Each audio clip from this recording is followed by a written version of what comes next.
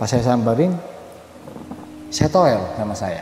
Si neneknya itu? Si neneknya, Mbah, kalau saya manggilnya Mbah, ini gerimis saya bilang. Saya meneduh di sebelah sini loh, itu kan ada atapnya, biar saya nggak kehujanan. Itu dia nggak bicara apa-apa, saya bicara seperti itu. Dia hanya diam. Itu saya nggak punya pikiran apa-apa waktu itu. Saya pikirnya paling ya nenek-nenek gelandang atau gimana gitu ya. Saya mikirnya ke sana. Saya mikirnya juga orang biasa. Habis itu yang kedua kali saya ngomong seperti itu, dia nengok ke saya. Nengoknya pun, Bang, nggak langsung spontan begitu. Tidak. Jadi gini.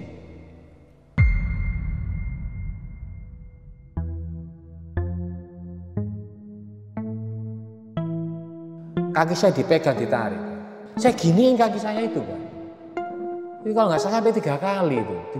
3 kali saya gini lagi. Berdarah loh Bang kaki saya, Bang. Ada bekas ya, Bang. Saya nggak ngada-ngada, Bang. Bekasnya tuh pun ada. Gila ya, serem banget. Assalamualaikum warahmatullahi wabarakatuh. Balik lagi sama gua, Badrul Caps Lock. Terima kasih buat teman-teman yang udah klik video ini. Semoga teman-teman di rumah selalu dalam keadaan sehat walafiat, dilapangkan rezekinya dan dimudahkan segala urusannya. Dan kali ini kita kedatangan lagi nih sob, salah satu narasumber yang mau bercerita tentang kisah pengalaman horornya. Tadi di belakang layar beliau sempat cerita nih dan bikin bulu kaki merinding. Oke, langsung kita kenalan siapa bapak-bapak di samping gue ini. Halo Pak, siapa namanya Pak? Nama saya Pak Eko. Pak Eko? Pak Eko, betul. Oke, tinggal di mana sekarang Pak Eko nih? Saya tinggal di Tangerang, pastinya di daerah Karawaci. Karawaci? Ya, Karawaci Margasari. Margasari, aslinya mana nih Pak Eko? Saya asli Jawa. Jawanya? Jawa. Surabaya. Surabaya? Ya. Oh, arek-arek Surabaya. Betul. Ya. Sapa dong Pak warga Surabaya. Halo arek Surabaya. Surabaya digoyang. Oke. Tahun berapa nih kejadian Pak Eko? Kejadiannya itu tahun 2023 awal ya. Oke, berarti masih tahun kemarin ya? Betul. Masih anget nih sob. Oke, tahan dulu Pak Eko ya. Sebelum kita ceritanya, buat teman-teman yang belum subscribe, jangan lupa subscribe dan diaktifkan loncengnya. Buat teman-teman yang udah subscribe, kita banyak-banyak terima kasih. Selama YouTube ini masih berdiri, donasi akan terus berjalan. Oh ya nih, buat teman-teman yang punya kisah pengalaman horor, jangan disimpan aja, langsung aja kirim ke nomor WhatsApp itu tuh. Kuy, kita gibah misi sini. Oke, cari posirban terbaiknya, siapin kopinya sama cemilannya. Langsung aja kita gibah misteri.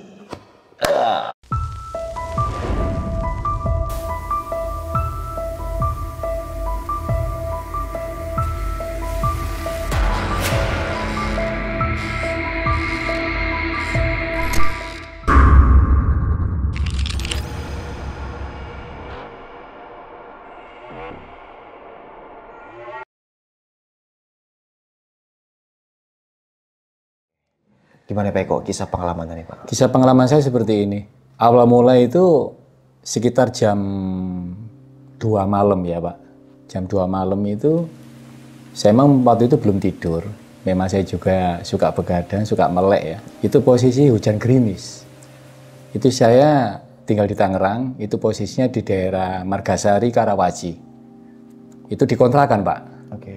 Nah, kontrakan saya itu kebetulan satu deret itu ada 7 pintu. Jadi sekitar tahun 2023 itu kalau nggak salah bulan Februari itu. Nah, itu awal mula saya di dalam rumah. Emang kebetulan saya sama istri di dalam kontrakan ya. Itu hujan gerimis. Itu saya lagi nonton TV. Udah gitu kok saya dengar di luar ada suara batuk nenek-nenek. Sedangkan yang ngontrak di sebelah saya yang di barisan pintu 7 pintu itu nggak ada yang namanya nenek-nenek. Di situ rata-rata itu keluarga sama bujangan. Akhirnya TV saya kecilin sedikit waktu itu. Loh masih batuk lagi. Sampai saya penasaran, saya kecilin TV sedikit sama saya, batuk lagi.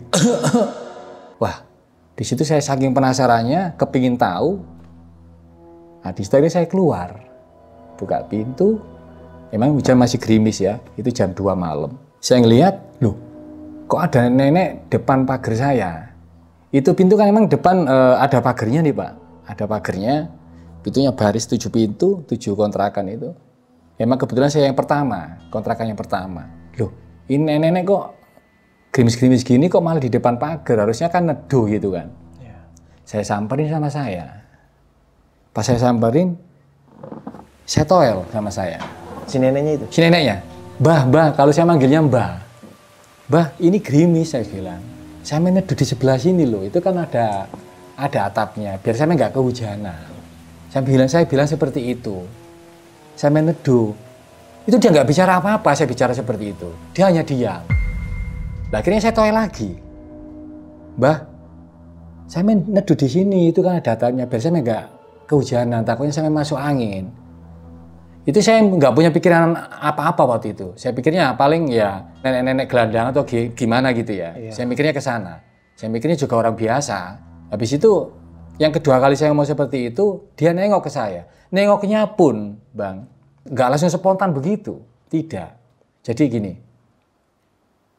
Nah, gitu nengoknya. Tapi saya nggak punya pikiran apa-apa. Iya, maksudnya itu manusia aja. Manusia, saya mikirnya manusia aja. Apa setelah itu saya tinggal masuk, itu orang dia nggak mau ya kan. Saya udah 2 kali nggak mau, ya mungkin ya udah saya bilang, akhirnya saya masuk lagi. Saya masuk lagi ke kontrakan saya. Emang pagar kontrakan saya sama pintu kontrakan saya yang pertama itu dekat, jaraknya cuma 5 meter. Pas saya masuk lagi, loh kok batuk lagi? Saya keluar lagi. Lah pas saya keluar, nenek-nenek udah nggak ada. Saya pikir neduh di sebelah yang luar tadi kan ada, emang kebetulan ada rumah orang cuma ada payonnya kan, ada atapnya. Saya pikir di situ ternyata nggak ada, loh. Saya keluar, saya cari ke kanan ke kiri, orang itu paling cuma berapa detik, Bang. Oh, harusnya masih kelihatan ya? Kelihatan, ya harusnya kelihatan. Saya lari karena gerimis ya, emang hujannya emang gerimis. Saya lari ke kiri, loh kok nggak ada, sampai ke ujung belokan itu nggak ada. Terus saya balik lagi saya ke kanan pun nggak ada. Nah di sebelah kanan itu emang di situ ada warung rokok ya, orang Cirebon. Saya sempat nanya di situ sama tukang rokok ini, saya sempat nanya, Bang maaf, tadi ngeliat nenek nggak kesini neduh? Wah dari tadi nggak ada orang Pak. Loh, nah tadi dalam hati saya itu siapa kata saya. Jangan secara logika pasti ketemu dengan saya. Iya. Karena apa? Posisi tempat saya itu kan seberang itu bekas lapangan bola, cuman udah gak dirawat. Setelah lapangan bola itu makam, kuburan. Jadi waktu itu saya mantau kemana-mana nggak ada. Iya.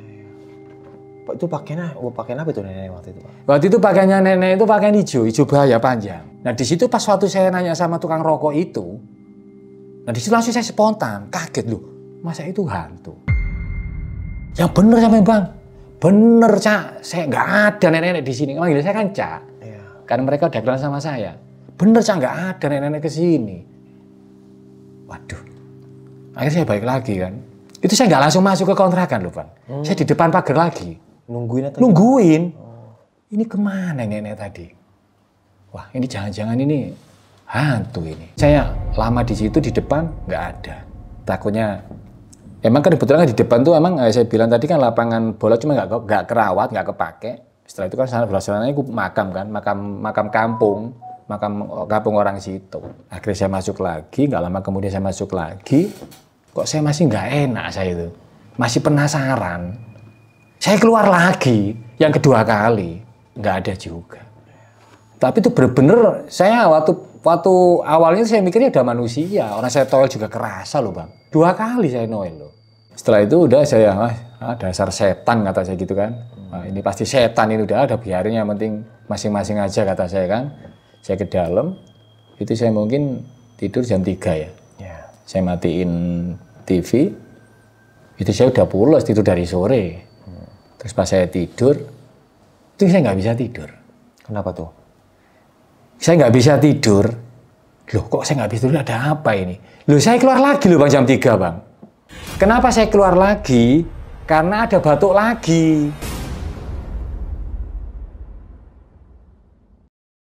Nah di situ baru meyakinkan saya bahwa saya itu setan. Cuman waktu itu yang kedua kali nggak ada wujudnya. Tapi dengar suara batuknya dari awal yang nenek-nenek tadi. Karena saya keluar lagi karena dengar batuk lagi. Loh, kok nenek-nenek batuk lagi? Keluar saya, tapi nggak ada wujudnya. Sampai saya keluar lagi tengok ke kanan ke kiri. Wah dasar setan saya bilang. Cuman hanya suara batuk. Itu yang kedua kali. Akhirnya saya masuk lagi, udah merasa ngantuk, tidur. Pagi-pagi saya cerita dengan istri saya.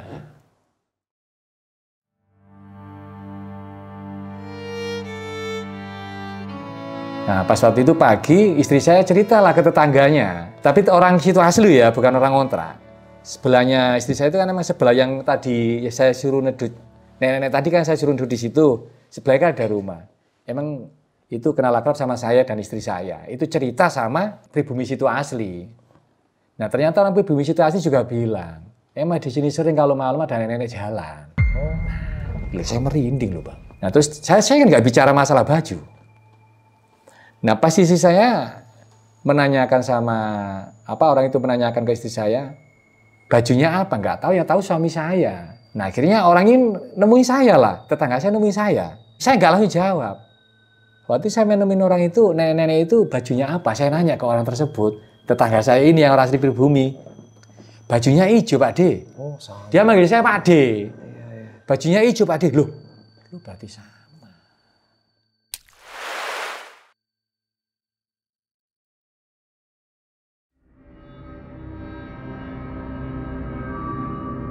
2 minggu kemudian itu tetangga kontrakan saya paling ujung yang kamar nomor 7 itu perempuan kerja di pabrik ya. Itu namanya kan Ida. Ida itu saya mimpikan. Dalam mimpi saya seperti ini. Itu ada sosok boneka perempuan. Wujud boneka di dalam mimpi saya. Di dalam mimpi saya itu boneka tersebut itu ketahuan saya mau gigit lehernya Ida tadi. Dalam mimpi saya loh ya. Itu mau gigit lehernya Ida ketahuan sama saya. Pas ketahuan sama saya langsung spontan itu bonekanya itu perempuan, rambutnya dikepang 2 gitu boneka. Matanya tajam, langsung nengok ke saya boneka tersebut. Pas nengok sama saya ke saya nggak jadi digigit, langsung dep, spontan hilang. Spontan hilang. Nah di situ langsung saya terbangun kaget kan. Astagfirullahaladzim, kaget saya. Loh, kok mimpi gini, ada apa Ida? Pagi ya, sekitar jam 5:30, ya namanya dia mungkin mau berangkat kerja kan, saya nanya sama si Ida, Dak, kamu semalam saya mimpiin loh, kamu kayaknya dalam bahaya, saya bilang. Masa sih, Cak? Iya, kamu saya mimpiin tuh mau digigit bonekanya hidup, matanya tajam. Itu karena di mimpinya tersebut ketahuan sama saya, kamu mau digigit loh leher kamu. Ketahuan sama saya, langsung dia nengok saya, spontan langsung dia kabur. Akhirnya saya bilang seperti ini, maaf Ida, saya sedikit banyaknya kalau masalah gaib saya mengerti dikit, saya bilang. Terus akhirnya dia cerita, saya memang beberapa kali itu dilamar sama laki-laki. Beberapa kali. Sampai mau ke jenjang pernikahan, itu selalu gagal. Bukan sekali 2 kali, 4 kali. Asal udah pacaran lama, sudah serius, sudah dilamar, di saat mau nikah kurang 1 minggu, putus. Selanjutnya juga seperti itu. Pacaran sudah lama, di saat ke jenjang serius mau pernikahan, putus sampai 4 kali. Ya alhamdulillah mungkin atas izin Allah, ya kan, dipertemukan lewat mimpi dengan saya. Emang di saat mimpi itu saya bilang, kamu jangan sampai ke sini lagi. Kalau kamu ke sini lagi urusannya dengan saya. Karena si Mbak Ida ini, si orang ini nggak ada salah. Kenapa kamu mau gigit dia? Kalau kamu ke sini lagi masih ganggu dia, kamu urusannya dengan saya. Itu dalam mimpi saya sempat ngomong seperti itu. Itu saya ceritain semua ke si Ida paginya. Alhamdulillah atas izin Allah dengan kejadian itu, gak lama kemudian dia punya pacar lagi. Selama waktu kalau nggak salah pacaran kurang lebih itu nggak nyampe 1 tahun lah. Akhirnya nikah. Oh, udah nikah berarti ya? Iya, alhamdulillah. Cuman yang anehnya gini Bang, setelah pernikahan dia sudah nikah ya. Nah, dia kan main nih, nikah kan pindah kontrakan, udah nggak di situ lagi. Ya mungkin dia kangen sama saya, silaturahmi lah sama bawa suaminya. Di situ kita ngobrol-ngobrol panjang lebar sama suaminya, saya dikenali sama suaminya. Akhirnya si Ida ngomong sama saya tentang waktu dia belum nikah itu, yang selama 4 kali dia pacaran, itu si laki-laki itu bicara Bang. Itu ngomong ke si Ida sendiri. Di saat mau pernikahan itu katanya ngelihat muka si Ida itu kayak nenek-nenek. Oh, itu. Terus? Itu cerita Ida sendiri ke saya loh ya. Itu dia, waktu dia main ke rumah, silaturahmi ke kontrakan saya sama suaminya itu, setelah dia sudah menikah. Itu selama 4 kali pacaran, saya tanya, semua pacarnya 4-4-nya itu di saat mau menikah kurang 1 minggu, lihat si Ida itu mukanya nenek-nenek, bukan muka aslinya, makanya diputusin. Seperti itu Bang. Oh, dibikin kayak enggak, Ya mungkin itu, mungkin tuh ulah-ulah manusia tidak bertanggung jawab. Kalau saya berpikirnya ke sana. Itu bukan istilahnya alami ya. Jadi maaf mungkin buatan manusia yang tidak suka dengan si Ida atau keluarganya. Biar nggak laku mungkin. Biar nggak laku gitu mungkin. Aduh, serem amat. Nggak lama kemudian ya orang tuanya ke situ nemuin saya. Oh, ke rumah bapak? Orang tuanya laki-laki sama perempuannya nemuin saya. Nah saya kan kaget. Dibawain makanan segala macam. Loh, Dak ini ada apa Dak? Kok kamu malah bapak ibumu kamu ajak ke sini? Pengen tahu ini Om. Pengen kenal. Jadi di situ mungkin Ida cerita sama orang tuanya ya. Yaitu kamu ya cerita ke orang tuanya gini-gini mungkin ya tentang kejadian tersebut. Cerita sama orang tuanya seperti itu. Yang jelas intinya tujuannya orang tuanya ke situ itu pertama silaturahmi ke saya, kedua terima kasih ke saya karena ya saya bilang tadi itu ya mungkin ya atas izin Allah ya. Itu yang jelas tangan-tangan jahat yang tidak suka dengan maaf dengan si Ida tadi.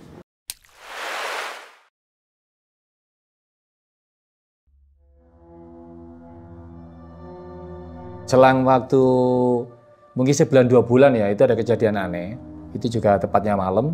Jadi anak istri saya kalau masak apapun kan kalau naruh-naruh peralatan dapur gitu kan di dalam kontrakan ya Pak. Nggak ditaruh di luar. Contohnya wajan, panci dicantol-cantolin gitu di dalam kontrakan. Nggak ditaruh di luar maksudnya. Itu saya sangatlah kaget. Jadi itu saya ingin tahu kan penggorengan. Paku nancap, penggorengan di dalam kan ada tempatnya gitu kan. Itu jatuh dengan sendirinya. Paku pun masih utuh.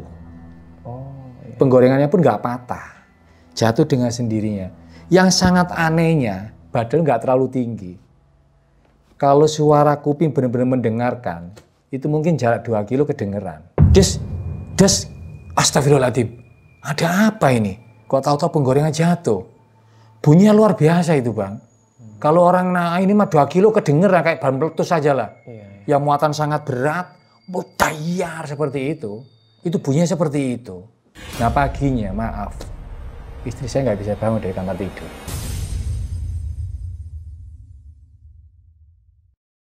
Astagfirullahaladzim, jadi begini. Saya pikir mengada-ngada istri saya. Mas, kok saya nggak bisa bangun? Ah kamu jangan mengada-ngada, saya bilang. Loh beneran Mas, coba kamu berdiri, turun dari kasur kamu berdiri. Jadi waktu itu dia langsung turun dari kasur, dia mau berdiri langsung ambruk, nggak punya tenaga. Setelah kejadian itu, Bang. Terus akhirnya gimana tuh? Loh, bener Mas, saya nggak punya tenaga Mas. Kenapa, ada apa ini Mas? Itu kan. Loh, saya juga sempat kaget. Di zaman seperti ini masih ada orang yang nggak suka sama saya. Dalam hati saya seperti itu. Ya udah udah berlalu sampai siang pun istri saya belum bangun. Lemas, nggak ada tenaga, kayak nggak punya tulang. Saya juga sempat panik saya. Akhirnya sebisa saya mungkin atas izin Allah, sebisa saya mungkin saya baca-baca asma Allah ya. Ketahuan Bang. Jadi saya dapat petunjuk dari Allah. Saya dapat petunjuk itu, dulu kan istri saya nggak suka minum air galon. Istri saya itu sukanya air rebusan. Air rebusan itu. Ya itu petunjuk dari Allah itu lewat air rebusan tersebut. Gimana tuh? Kok kelihatan saya waktu di saat siang istri saya masih belum bangun, ya Allah saya sempat panik kan. Saya sempat panik. Ya Allah kok seperti ini. Nah, saya minta petunjuk sama Allah, yang kelihatan tuh air rebusan. Loh, kok kelihatan air, ini ada apa? Oh, pas di dalam zikir itu kelihatan air. Kelihatan air rebusan yang tadi. Akhirnya, apa ini nanti obatnya? Gitu, saya dalam hati saya. Ya udah akhirnya bismillah, saya ambil air rebusan tersebut, saya kasih minum istri saya. Saya suruh baca bismillah dulu sebelum minum. Setelah baca bismillah, hitungan detik Bang, langsung bisa jalan. Langsung sehat? Alhamdulillah, atas izin Allah.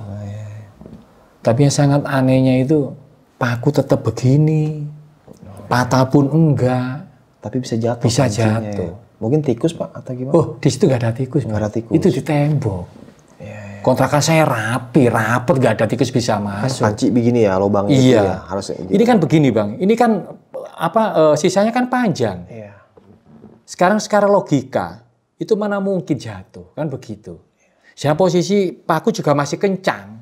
Angin pun nggak ada namanya dalam kontrakan. Tikus pun nggak ada tempat saya. Soalnya posisinya rapi emang ya. Kebetulan istri saya juga orangnya bersihan rapi. Nah terus pas istri udah sadar terus gimana? Apa kata dia tuh Pak? Jadi pas istri sudah sadar tersebut, ternyata istri saya itu malamnya mimpi. Mas, tadi saya semalam mimpi. Loh, kamu mimpi apa? Saya mimpi itu dikejar-kejar sama ular. Saya dililit sama ular. Sampai saya nggak bisa bertenaga.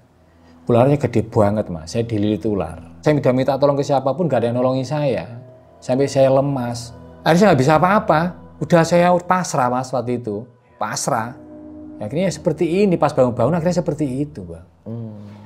Karena pada saat dia sudah sadar atas izin Allah, saya kasih minum air rebusan tadi, dalam waktu detik loh ya, bukan menit, detik, langsung bisa bangun, bisa berdiri, bisa jalan.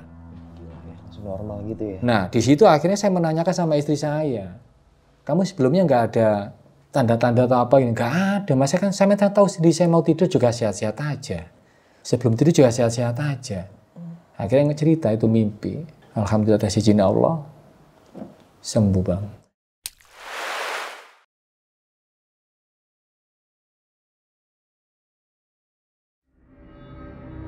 Satu minggu kemudian, itu saya melihat sosok perempuan baju putih, kalau kata orang bilang kuntilanak mungkin ya. Itu malam. Emang saya juga orang suka melek malam, Pak ya. Di luar emang kebetulan juga di daerah situ emang tempatnya emang agak sepi ya. Tepat di deretan kontrakan saya itu emang agak sepi tempatnya. Itu saya lagi ngopi di depan, itu seliwet, kaget saya. Baju putih masuknya ke kamar mandi. Kamar mandi saya kan emang ada dua ya, emang kamarnya di luar. Cuma posisinya di ruang lingkup kontrakan, cuman bareng-bareng ada dua kamar mandi. Itu pasti masuknya ke situ. Sampai saya kejar pun nggak ada. Dia pasti hilangnya di situ. Itu sering sekali. Itu sekelibatan atau gimana? Sekelibatan, cuman dia nggak menengok ke saya. Set, terus masuk kamar mandi, hilang. Set, itu hanya masuk, kalau keluarnya tidak. Hanya masuk lewat depan, lewat gerbang pagar kontrakan saya itu. Itu sering banget. Tapi saya bilang masing-masing, yang penting nggak mengganggu kan gitu saya. Iya, benar. Itu bukan hanya saya aja. Di antara 2-3 orang yang tetangga kontrakan saya itu, yang di antara 7 pintu itu juga pernah. Ngeliat sosok itu? Iya, tapi yang paling sering saya. Tapi saya bilang yang penting nggak ganggu, udah masing-masing aja. Cuma saya sempat penasaran saya, Bang. Penasaran saya sampai kejar ke kamar mandi loh. Tapi nggak ada, oh setan saya bilang.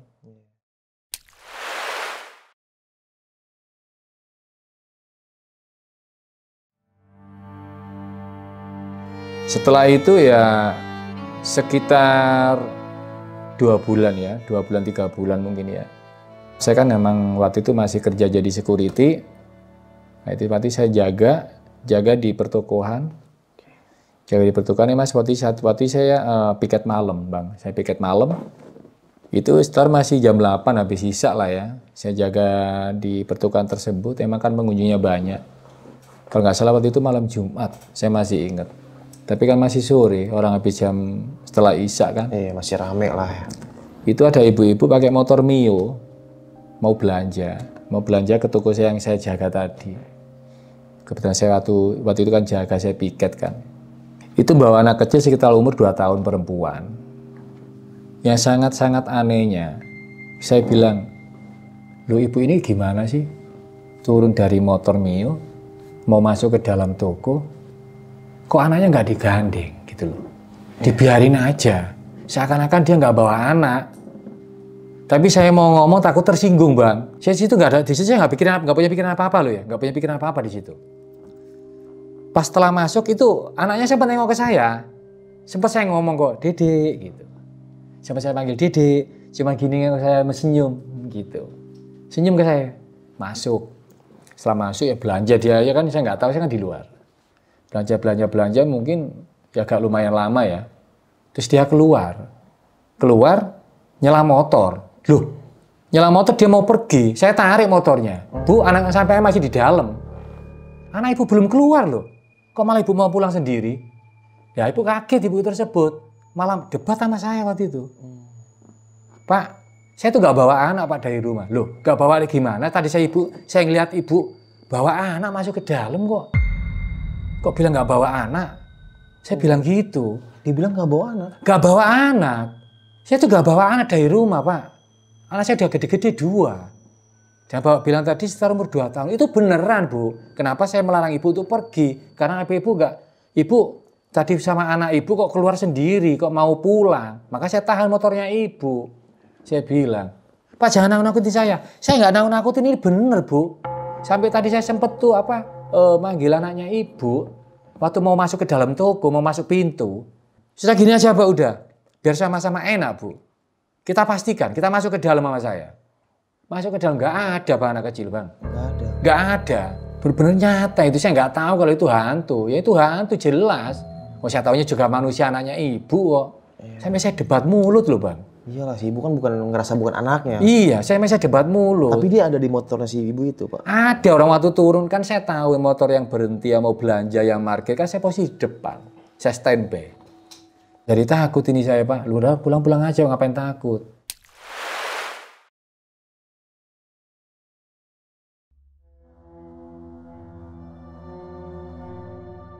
Saat malam itu saya belum tidur, nggak bisa tidur, saya masih rebahan. Itu benar-benar di dalam kontrakan. Saya didatangi sosoknya itu jubah putih tapi. Pokoknya kayak Pak Kiai gitulah. Saya kaget, itu saya belum tidur. Akhirnya saya duduk, dia salam, saya jawab. Dia Assalamualaikum, saya jawab Waalaikumsalam. Mohon maaf Pak Yai, ada apa? Cuma dia bilang seperti ini, cucu sering melek malam, sering baca istighfar. Oh nje, Pak Yai, pesen eyang gitu aja. Sering melek malam, sering baca istighfar. Nah pas itu dia pamit, ya silakan Pak Yai, kalau mau pamit. Langsung des, keluar, lewat pintu hilang. Hilang, habis itu langsung saya bangun, saya bikin kopi dulu. Di saat waktu itu saya sendiri, nggak sama istri, ya istri di kampung. Saya ngopi, sambil nyantai ngopi, des, sambil nonton TV, itu sekitar jam 2 malaman lah. Masih ingat-ingat tadi yang Pak Kiai, sosok Pak Kiai yang nemuin saya, masih ingat saya. Itu siapa dalam hati saya gitu kan. Kok saya jadi begini, siapa itu kan. Nah spontanitas di situ langsung saya maaf, setelah saya ngopi, kok saya pingin sholat malam. Padahal saya belum tidur. Akhirnya saya sholat hajat. Saya ambil air wudhu, saya sholat hajat. Di saat saya sholat, itu ada di sebelah kanan saya. Siapa? Pak Yai tersebut. Jadi Pak Yai tersebut ngikutin saya sholat. Di saat saya salam yang pertama, itu masih kelihatan. Di saat saya salam yang kedua, saya lihat sudah tidak ada. Dia ikut sholat. Ya mungkin saya garis bawahi, mungkin saya suruh sering sholat malam mungkin ya. Karena saya spontanitas hati langsung pengen sholat. Nah Pak Yai tersebut ikut sholat sama saya. Itu juga aneh, depan itu emang nyata. Tapi emang kalau mungkin kalau maafkan, emang saya suka dengan gaib Bang, maaf. Dan saya nggak takut. Karena saya gini, saya punya prinsip, saya nggak mengganggu kok. Itu prinsip saya itu saya pegang kuat-kuat. Dimanapun saya berdiri, dimanapun saya bertempat tinggal, saya pasti permisi dulu. Kalau saya begitu orangnya. Setelah saya sholat malam, besok paginya des. Di saat saya mau pergi ya, pergi daerah Tangerang juga di satu tempat, itu saya melihat dengan mata kepala sendiri ada kecelakaan depan saya, kecelakaan motor.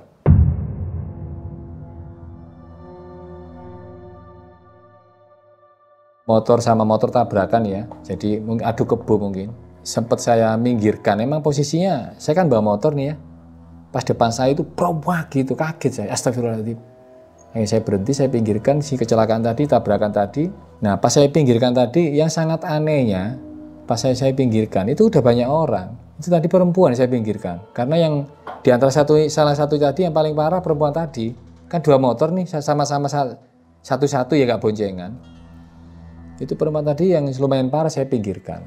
Itu yang sangat anehnya, itu padahal masih pagi Bang. Sangat anehnya, itu suaranya bukan suara dia loh, suara kayak tadi. Oh, suara anak cewek itu? Iya. Bukan suara dia? Iya, kaget saya itu Bang. Loh, coba Mbak ulang lagi suaranya Mbak, saya bilang gini. Coba Mbak ulang lagi suara Mbak. Loh Mbak, kok suaranya begini? Sampai suara kakek-kakek gini. Sampai padahal perempuan. Dalam hatinya kok jadi begini, kok aneh begini, aneh tapi nyata. Tapi si Mbak itu sadar? Sadar. Cuman emang tuh maaf dia nggak bisa jalan karena kakinya patah. Cuman suaranya dikeluarkan pas saya tanya itu, saya tanya alamatnya kan. Mbak maaf alamatnya di mana? Dia bilang daerah Sangiang. Saya mau berangkat kerja katanya. Cuman jawabannya itu, ucapannya dia itu suara kakek-kakek. Gitu, Pak. Itu kan kok nyambung dengan yang saya semalam ditemuin di dalam, yang saya ditemuin itu saya sholat, kok nyambung gitu loh. Ya, paginya langsung suara dia. Nah itu nyambung, itu sangat aneh.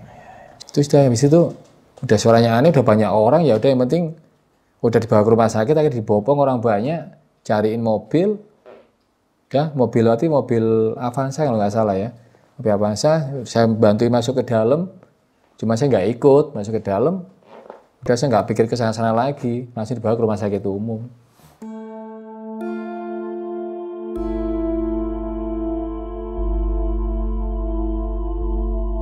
Ada salah satu kejadian lagi yang sangat-sangat aneh, sangat-sangat mencengkam Bang, itu di Surabaya. Di tanah kelahiran saya sendiri, ada di Surabaya. Oke. Saya waktu itu kan masih 2 bersaudara ya.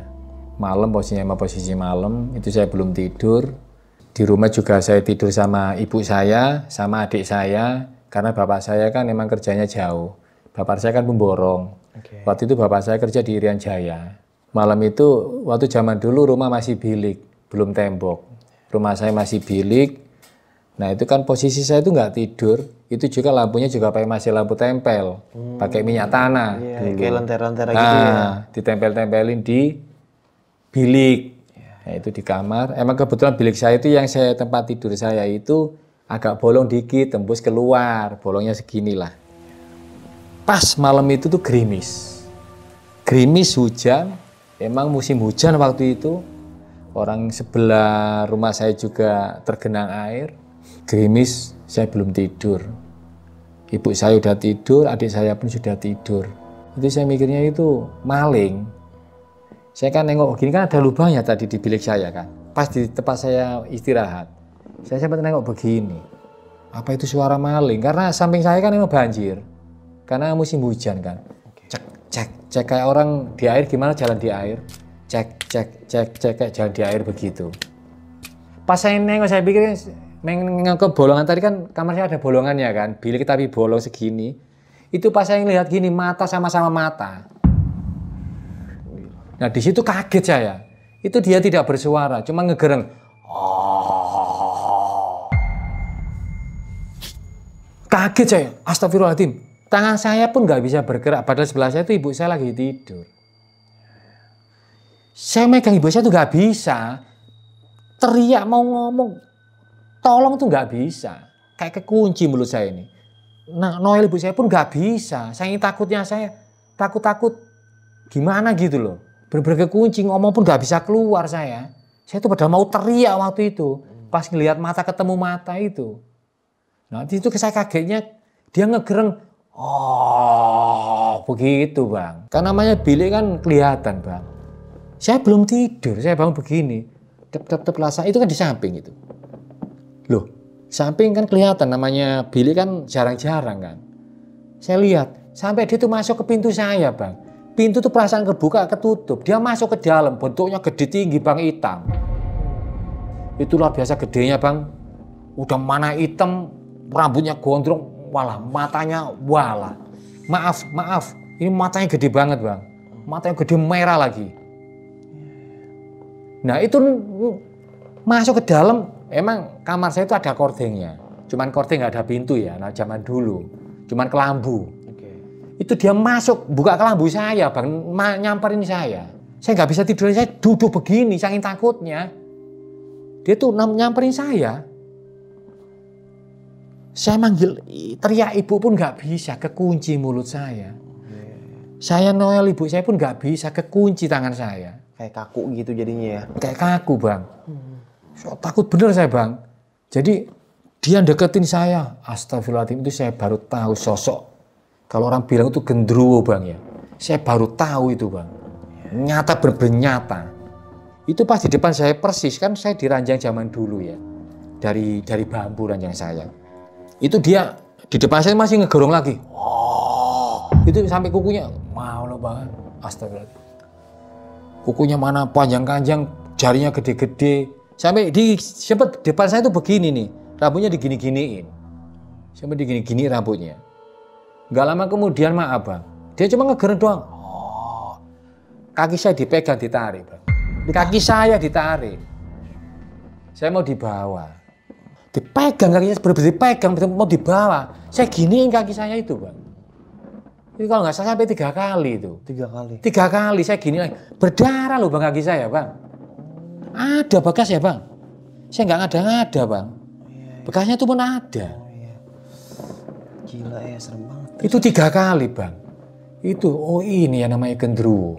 Berarti Pak Eko nggak berhasil ditarik? Mau dibawa tapi saya giniin. Saya giniin lagi. Itu saya bisa baca sebisanya saya mungkin. Sebisa saya baca, saya maya Bismillahirrahmanirrahim, qul huwallahu ahad, Allah samad sampai selesai. Saya baca itu berulang kali. Kok nggak pergi-pergi? Sampai kedua kali saya ditarik kaki saya giniin lagi. Pas ketiga kali ditarik saya gini lagi, saya baca qul huwallahu terus itu. Saya baca terus, saking takutnya saya. Terus akhirnya dia gimana tuh Pak? Pas yang ketiga kali saya giniin, mungkin dia juga, mungkin nggak tahu, mungkin jam kali bang, saya nggak tahu. Zaman dulu kan, ya saya juga orang nggak mampu zaman dulu kan. Langsung dia tahu-tahu langsung setelah itu langsung dia keluar itu sambil ngegereng, keluar sambil ngegereng. Buka kelambu saya juga lihat keluar lagi dari kelambu. Setelah keluar dari kelambu, itu saya teriak sekencang-kencangnya, tetangga bangun semua bang. Demi Allah. Teriak ini ibu saya, emak, baru bisa. Astagfirullahaladzim. Lantang sekali saya bicara. Tetangga saya itu sampai bangun keluar nemuin saya. Itu kisah nyata saya bang. Rinding gua. Nah, saya bilang orang pada bangun, ya 3 orang itu nemuin saya. Salah satunya ya keluarga tetangga saya itu 2 perempuan, laki-laki 1. Saya takutnya saya, mak kaki saya sakit mak, mungkin berdarah. Diambil lah lampu tempel saya yang dari minyak tanah itu, lampu tempel berdarah bang. Saya nggak ngada-ngada bang. Oh iya, cakarannya jelas banget ya. Berdarah. Itu nggak hilang itu Pak? Nggak hilang. 2 bang, kanan kiri bang. Ya ampun bang, 2 bang. Tuh 2 nih tuh. Iya. Datanglah tetangga saya 2 orang perempuan sama laki-laki sama ibu saya, adik pun saya pun bangun, adik saya cerita sambil nangis. Saya ceritain semuanya ke mereka. Awal mula saya ketemu sampai terakhir saya cerita ke mereka semua. Saya ceritakan semua ke mereka. Terus jawaban mereka gimana tuh Pak? Nah, karena yang salah satu tetangga saya di antara salah satu yang laki-laki kan agak mengerti itu bang ya. Udah bapak-bapak lah, pantaran bapak saya itu agak mengerti. Berarti gendruwo itu seneng sama kamu, Le. Kamu mau dibawa mungkin gitu. Saya sambil nangis itu. Mungkin seneng sama kamu mau dibawa, Le. Untung kamu berontak. Oh masa iya sih Pak D, saya kan manggil Pak D. Masa iya Pak D saya mau dibawa? Iya dia seneng sama kamu. Kamu mau dibawa. Saya tanya itu di mana Pak D tempatnya? Di belakang ada pohon gayam, itu di situ dia tinggalnya. Kata Pak D kan orang mengerti. Di belakang rumah tapi sebelah agak nyerong. Itu ada pohon gayam. Itu pohon gayam itu ada buahnya bang. Jadi buahnya bisa dimakan. Tapi dikupas dulu. Katanya dia tuh rumahnya di situ ya. Oh iya. Nah nih Pak Eko, setelah kisah pengalaman yang Bapak alamin gitu ya, punya pesan nggak buat teman-teman di rumah? Mungkin ada juga yang sama nih ngalamin kejadian yang Bapak alamin gitu. Buat sahabat-sahabatku semuanya yang ada di Tangerang dan teman-teman saya di Surabaya, mungkin pesan saya dari saya, kalau ngalamin hal yang seperti saya tadi, yang saya ceritakan tadi, ya kita yang jelas intinya janganlah takut dengan setan ataupun hantu ataupun jin. Kita tetap takut sama Allah. Betul. Kalau kita tetap mendekatkan diri sama Allah, insya Allah akan selamat, nggak akan ada apa-apa. Dan nggak akan ada keanehan-keanehan di diri kita. Pesan saya paling itu aja, tetap yakin sama Allah, tetap takut sama Allah, jangan pernah takut dengan setan ataupun hantu. Yang penting jangan sampai mengganggu mereka. Kita yang penting masing-masing aja. Insya Allah kalau kita masing-masing aja, ya insya Allah akan aman. Insya Allah kita nggak akan diganggu. Yang terpenting yang paling kita takut itu satu, takut aja sama Allah. Itu pengalaman saya. Oke, kalau ngeri wajar Pak ya, karena kita manusia. Karena kaget, wah kuntilanak ngeri gitu kan ya. Kalau takut kita hanya kepada Allah Subhanahu Wa Taala. Iya betul. Dan ya tugas mereka emang buat menggoda manusia ya Pak iya, ya. Betul. Gitu, dan kita jangan sampai bersekutu, serem. Oke sob, misalnya nih kisah pengalaman horor yang dialami sama Pak Eko ini bisa kita ambil segi positifnya, buang jauh-jauh negatifnya. Jadi ya benar kata Pak Eko tadi, tugas mereka emang buat menggoda manusia. Jadi kita nggak usah takut kalau ngeri wajar, karena kita manusia punya rasa ngeri. Kadang ngeliat orang jatuh dari tangga kita ngeri gitu kan. Bukannya berarti kita takut dari jatuh dari tangga gitu. Kalau ngeri wajar sih karena manusia. Dan memang kadang makhluk-makhluk kayak gitu suka mengganggu ya. Emang tugasnya dia balik lagi. Dan betul kata Pak Eko juga, masing-masing kita nggak usah ganggu dia nggak usah ganggu kita. Tapi kadang mereka sering ganggu kita, iseng dia mungkin, gabut dia. Oke, sampai jumpa di kisah selanjutnya. Wassalamualaikum warahmatullahi wabarakatuh. Nih Pak, pesan-pesan buat orang Surabaya, mungkin ada yang nonton juga nih Pak. Sapa orang Surabaya dengan bahasa Jawa, kata-kata syahdunya Pak. Ya pesanku, iya aku nang perantauan, iki posisi nang Tangerang, sing kanca-kancaku kabeh sing ana Surabaya. Lek ana kejadian-kejadian mistis sing horor, ojo wedi karo setan. Oke. Ojo wedi karo jin, ojo wedi karo hantu, tapi tetep wedi karo Gusti Allah. Karena kabeh ciptaane Gusti Allah kabeh. Ojo wedi rek, sing penting ade gak ganggu. Masing-masing ae rek. Pasenku ngono tok ae, tetep wedi karo Gusti Allah. Setan jin sing penting gak ganggu, insyaallah ade gak diganggu. Oke. Pasenku ngono ae rek, arek Surabaya tetep semangat.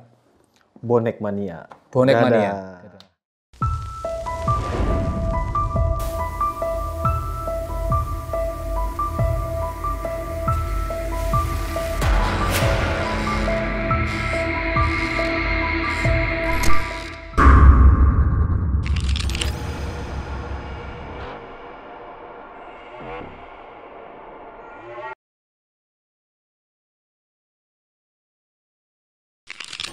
Buat kalian yang punya pengalaman horor, langsung aja chat ke nomor 0877 1671 53372.